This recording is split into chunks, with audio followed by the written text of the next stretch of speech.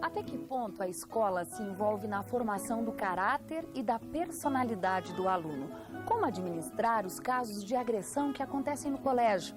O programa Outras Palavras está começando agora e hoje vai tratar do livro Agressão na Escola, como entender e lidar com essa questão. Está conosco a autora Marilise Brockstedt-Lerch. Seja muito bem-vinda, obrigada por aceitar o nosso convite. Agradeço a oportunidade também. Bom, Marilise é formada em Educação Física e em Psicologia, é pós-graduada em Educação Infantil e é mestre em Educação. Atua como psicóloga educacional e também como professora aqui da Universidade de Passo Fundo. Bem, professora Marilise, o que nós podemos entender como agressão de acordo com os conceitos que você trabalha nesse livro? Muito bem. Eu considero que a agressão, obviamente, ela vem da agressividade. A agressividade é uma pulsão natural do ser humano, que pode ser benéfica ou não.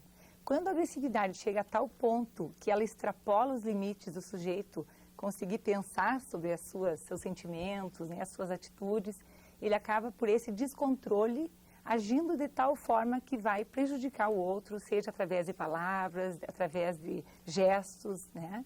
Então, tudo aquilo que vai além da capacidade do sujeito conseguir pensar, e ele precisa então fazer o que a gente chama de atuação, para comunicar algo que ele deveria ter, na medida do possível, falado ou pensado melhor. Ou seja, a agressão gera sofrimento, seja certeza. uma agressão física ou através de palavras, Exatamente. como você colocou. Então, a agressão, na verdade, ela é o quê? Ela é o descontrole do sujeito em relação aos seus sentimentos, né? Então, a agressividade, ela é uma emoção, porque ela gera uma ação, é uma energia que o ser humano tem. Geralmente, o que acontece é quando essa energia, essa agressividade estaria direcionada para buscar, para lutar por aquilo que se quer, e de repente surge um objeto que intercede, o nosso organismo funciona como uma represa, né? Imagine que uma comporta que se abre de repente, assim, tá? Né? Aquela energia toda que seria dedicada para uma coisa boa, foi intercedida, represou a energia e ela sai com toda a vazão. É muita força. É muita força. E o sujeito perde o controle. Bom, a obra que nós estamos nos referindo no programa de hoje, Agressão na Escola, não traz receitas prontas, mas se fôssemos discutir quais as possíveis causas da agressão, o que é que se pode falar sobre isso? Muito bem. A gente considera que existe muito estímulo nos dias de hoje, né? As pessoas têm muitas vezes estímulos que vêm de todos os lados, da própria mídia, da relação social, e muitas vezes eles não dão conta de ir em busca de tudo aquilo que eles gostariam a fim de se satisfazerem. Então, a agressão, na verdade, ela não deixa de ser uma insatisfação, né? E o sujeito, por não ter condições de poder pensar, de poder falar, acaba, então, né, agredindo o outro por um grau certo de frustração, né? A agressão, geralmente, ela vem de uma frustração. Então, como essa sociedade oferece muitas coisas, a chance do sujeito se frustrar é maior. Por isso, talvez, isso justifica os altos índices de agressão em casas, em família, violência doméstica, agressão na escola e essa vida tão insegura que todos nós estamos presenciando. Muito bem. A tendência geralmente é considerar, considerando os jovens alunos, que esse fator todo vem da família. Só que a gente esquece muitas vezes de olhar para a gente, nós educadores, que somos responsáveis pela educação dos nossos filhos. Infelizmente, como mudar a família, diretamente nós não temos.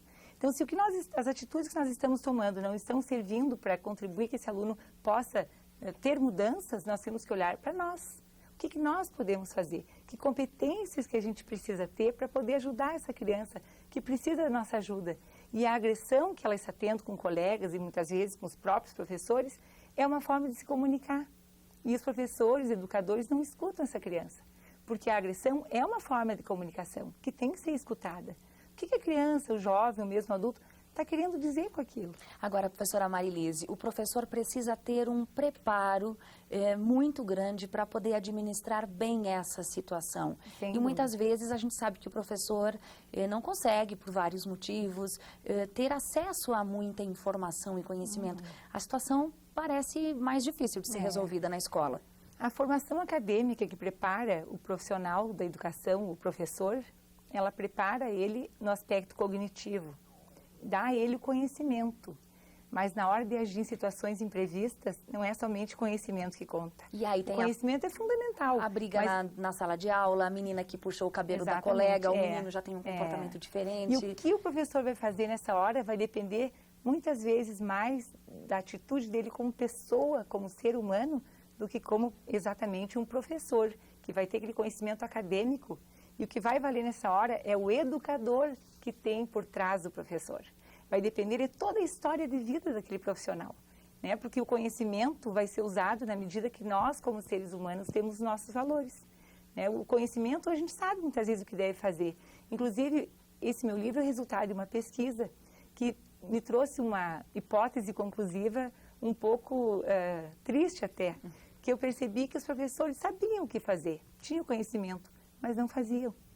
E por Então, que esse não faziam, esse é o ponto será? final. Qual seria a possível explicação psicológica para isso? Muito bem, poderiam ter várias, né? Uma das que eu considero é que o sujeito tem o conhecimento, mas não sabe muitas vezes fazer uso dele. Ou seja, ele tem a consciência, né? Tem um dado, vamos supor, que muitas vezes veio pela experiência, veio pela literatura que ele buscou, mas na hora do imprevisto não é só isso que conta.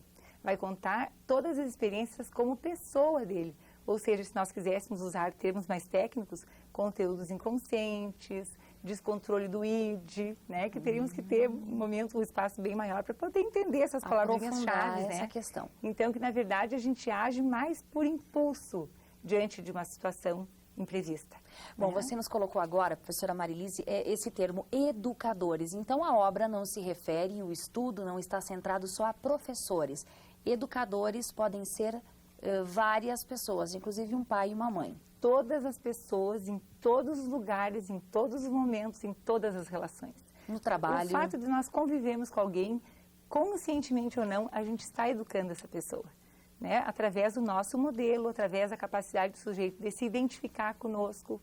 Sempre que a gente admira alguém, a gente está aprendendo com essa pessoa, né? Eu estou, por admirar, estou introjetando aspectos dela em mim. Então, é isso que às vezes é desconsiderado na educação, no sentido profissional, que é o papel do professor. Então, o professor se encarrega muitas vezes, como na escola tradicional, de transmitir um conhecimento.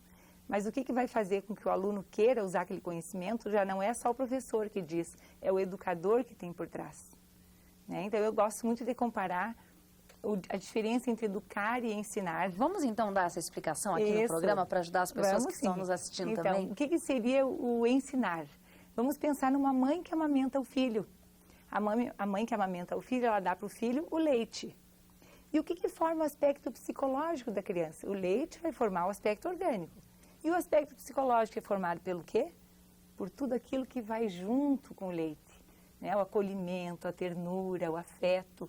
E isso tem que ser considerado na educação. Pode ir o nervosismo. A gente dá o leite para a criança, ou seja, dá o conhecimento. Agora, o uso que ela vai fazer daquele conhecimento vai depender daquilo que o professor passa junto com aquilo que está ensinando, né? Isso às vezes não é, às vezes até diria na maioria das vezes não é considerado.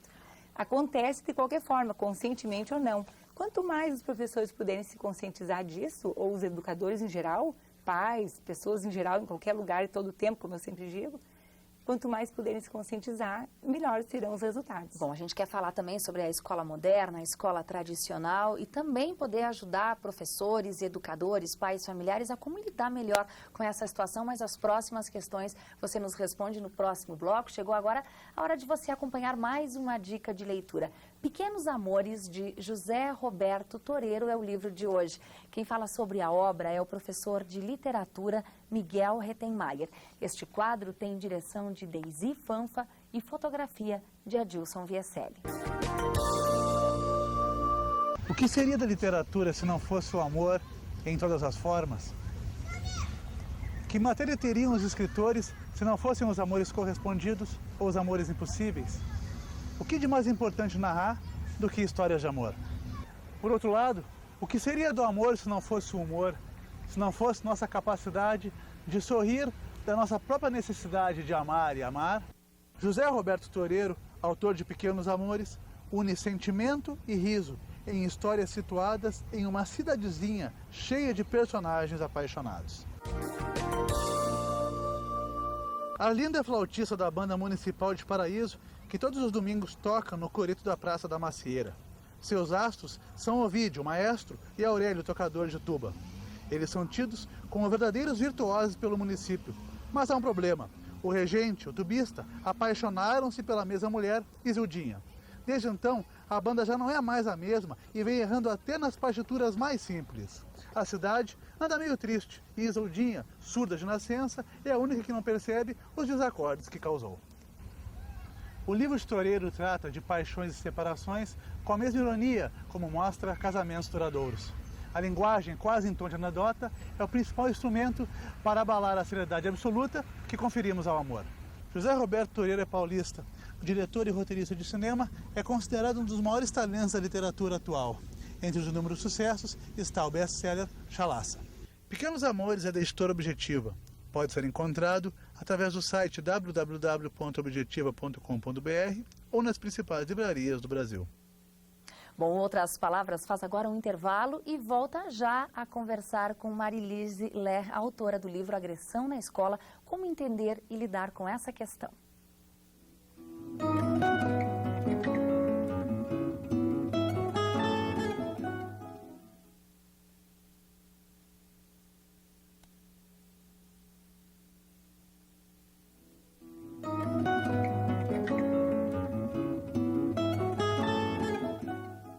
A escola, exemplo da sociedade, também passa por transformações, sofre com a violência e com agressões. No programa Outras Palavras de hoje, nós estamos recebendo Marilise Ler, autora do livro Agressão na Escola, como entender e lidar com essa questão. Professora Marilise, quais então as características básicas que um educador deve ter? Que comportamento é esse considerado mais adequado? Eu relaciono nesse meu livro 5 características ou qualidades, competências que seriam imprescindíveis para um professor ou um profissional da educação, educadores em geral, precisarem ter como virtudes, como qualidades para poder lidar com essas situações difíceis que podem surgir nesse processo educacional. A primeira delas é o afeto. E tem uma frase muito linda de um biólogo chileno que estuda as emoções, Humberto Maturana, que diz que o amor é ele que permite ao sujeito aceitar o outro como ele é. E a criança que está agredindo na escola, em casa, ela precisa ser aceita. Nós não precisamos aceitar o comportamento agressivo dela, mas o sentimento tem que ser aceito.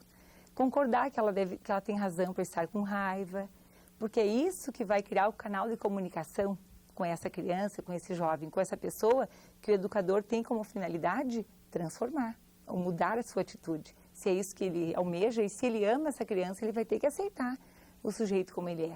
E o Maturana diz que o amor é o sentimento que dá ao sujeito a possibilidade de aceitar o outro como ele é. Bom, então a primeira competência, a primeira característica é essa questão do afeto. E quais são as outras 4? Mais uma questão do afeto, que também eu acho sensacional. Uma psicopedagoga argentina, ela diz que a criança, o adulto, o jovem, só vai aprender com aquela pessoa que aceita ela ou que lhe dá o direito. Então, eu só vou aprender de alguém a quem eu outorgo o direito, eu concedo o direito de me ensinar. Então, essa questão do afeto, do vínculo, é fundamental. Se não houver isso, vai ser muito difícil essa educação que se busca. Paralelo a isso, o bom senso. Como em tudo na vida, É a questão da ética. O que seria para mim a ética, o bom senso? É a capacidade do sujeito de poder buscar algum tipo de solução que a regra não contempla. Então, a ética seria essa flexibilização da moral. E como para educar não existem regras, nós temos que ter bom senso e ética o tempo todo. E a ética e o bom senso, eles estão sempre a favor da vida, sempre a favor do bem. Por isso, o bom senso. Para mim, o bom senso que eu refiro como sendo uma qualidade é o senso do bem. Senão seria o mau senso, Exatamente. Aí não seria nada positivo. Assim como não existe educar para o mal, não existe o senso do mal. Então, educar para o mal não existe. Eu posso ensinar para o mal.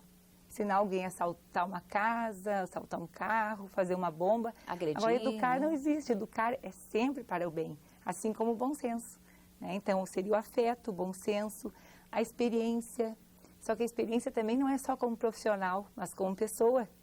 E a experiência não é aquilo que acontece com a gente, é o que a gente faz com aquilo que acontece. Dizer, o profissional tem 15 anos de experiência. Sim, mas será que ele refletiu sobre a sua experiência? ou ele continua repetindo seus erros, né? E aí vem uma outra qualidade que seria a reflexão, né? Que ela tem que acontecer antes, durante e depois de qualquer atitude nossa, né? Que acho que faz falta também e que a pesquisa, que seria essa quinta competência, também vai contribuir. Então, peraí, antes da gente fazer um geral de todas as habilidades, a primeira é o afeto, a segunda é o bom senso, a terceira é a experiência, a questão da reflexão e, por fim, a pesquisa. Essas, então, são as 5 habilidades básicas para quem quer entender e lidar melhor com as questões que envolvem agressão, seja na escola ou em casa, porque, afinal de contas, educador é todo mundo. Exatamente. E essa pesquisa, quando a gente fala, parece que as pessoas se assustam.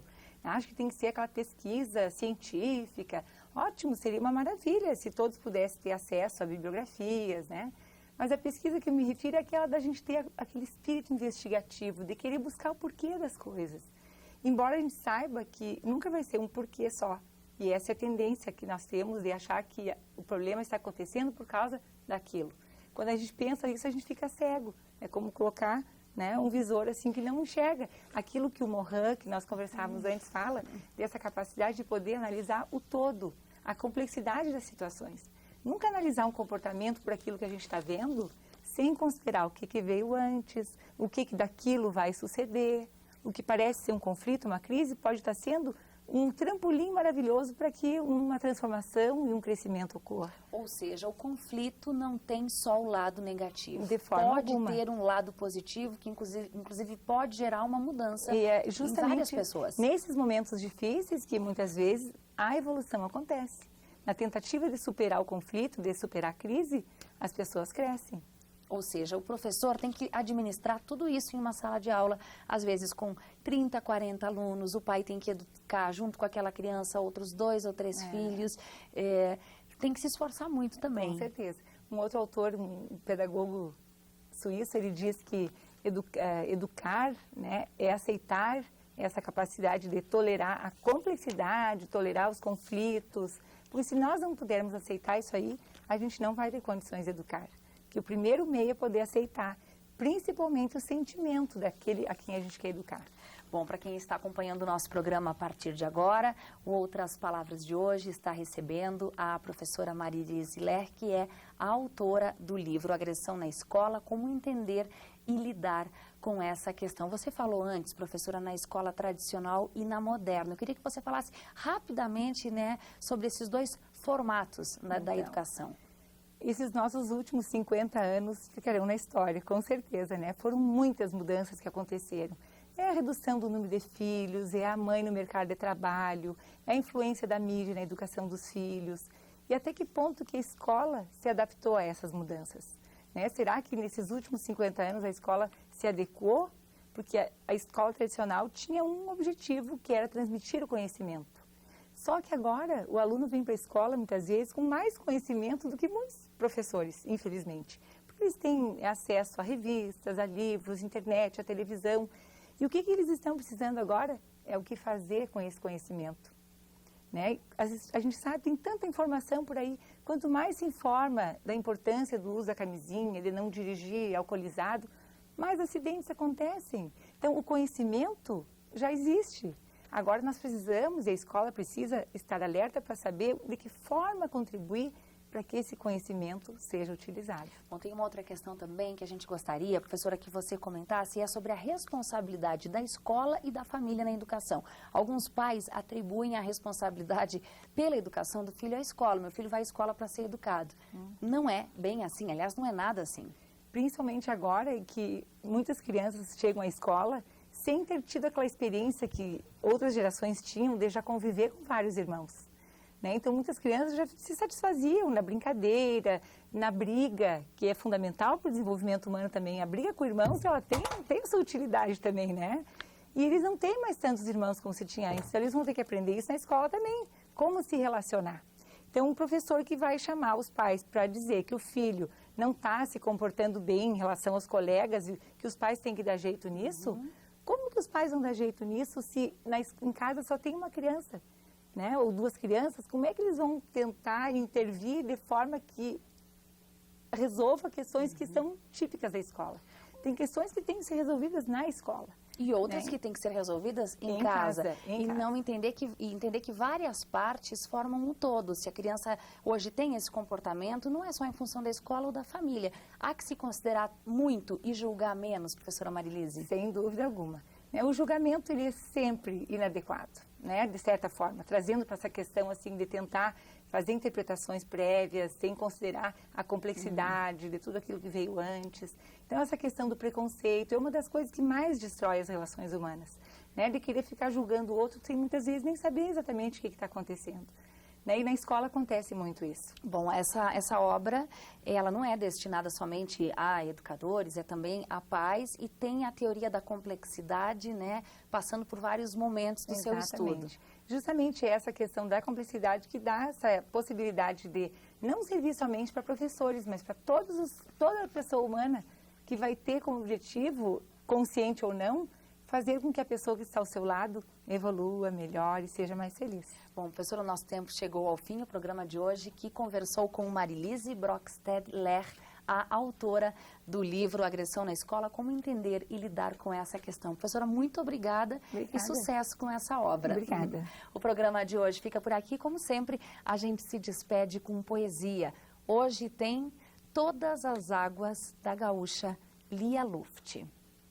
Quando pensei que estava tudo cumprido, havia outra surpresa. Mais uma curva no rio, mais riso e mais pranto. Quando calculei que tudo estava pago, anunciaram-me novas dívidas, juros, o amor e o desafio. Quando achei que estava serena, os caminhos se espalmaram como dedos de espalmar, como dedos de espanto em cortinas aflitas. E eu espio, ainda que o olhar seja grande e a fresta pequena. Até a próxima.